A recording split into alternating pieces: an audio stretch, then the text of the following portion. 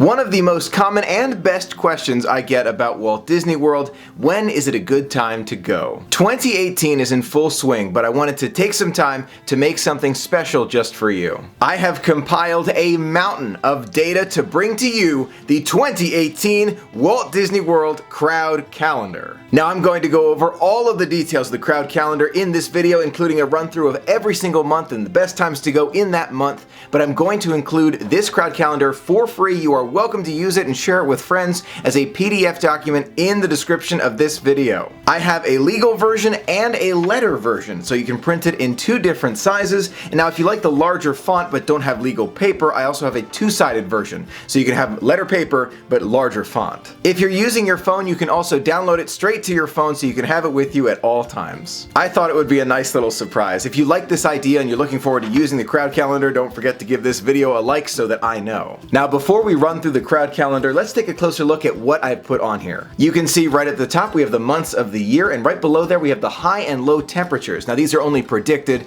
and based on averages for Orlando, Florida over the past few years. Now as you look at the crowd calendar, you can see several different colors. We have red and yellow and green. Green being the low crowds, yellow being those average or medium crowds, and red being the very high and intense crowds. Along with the different colors, we also have an ordering from 1 to 10. 1 being the lowest crowds you can possibly imagine you are at Walt Disney World by yourself, and 10 being super extreme crowds. Now I was thinking about putting an 11 on there, but I didn't want to throw anyone off, so it only goes up to a 10. Now knowing when the weekends are at Walt Disney World is very, very helpful because the weekends have a tendency to be more crowded than the weekdays. So the weekends are surrounded by a thicker border. That way it'll be easier for you to coordinate your trip. When's the weekend? When can we go? When's the best time? It's all right there for you. There are special activities all around Walt Disney World throughout the year, but some of them coincide with different federal holidays, like the 4th of July as an example. All federal holidays have a diagonal strike through that box so you can tell when the day is. Now that you have a general reference of how to read the crowd calendar, let's dive into each month and see the best time of the month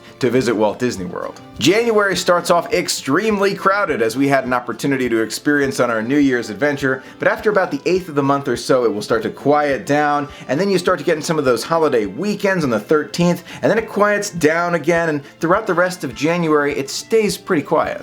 Now February is a great time to visit Walt Disney World. The crowds are very, very low through most of the month, except for the 16th to about the 20th. They pick up just a little bit, but then they quiet back down again for a nice relaxing adventure. March is a fantastic time to go to Walt Disney World. I love seeing the Flower and Garden Festival. In the beginning of the month it's relatively low crowds, but as the month progresses and you get closer to spring break, it gets more and more crowded. April has a tendency to be extremely crowded, especially with those spring breakers. So the beginning of the month is extremely crowded. The second half of the month, not as crowded, but about medium. May is an interesting month at Walt Disney World. The weekends are much more crowded than the weekdays. They go back and forth and back and forth. Then you get closer to the end of the month, and then summer break starts to kick in, and the crowds really pick up. June is an extremely crowded month at Walt Disney World. 8s, 9s, and 10s throughout the entire month, except the 7 there at the top. It's a very crowded time to be at Walt Disney World. July is extremely crowded at Walt Disney World, especially the beginning of July. With the 4th of July in there, that is extremely crowded,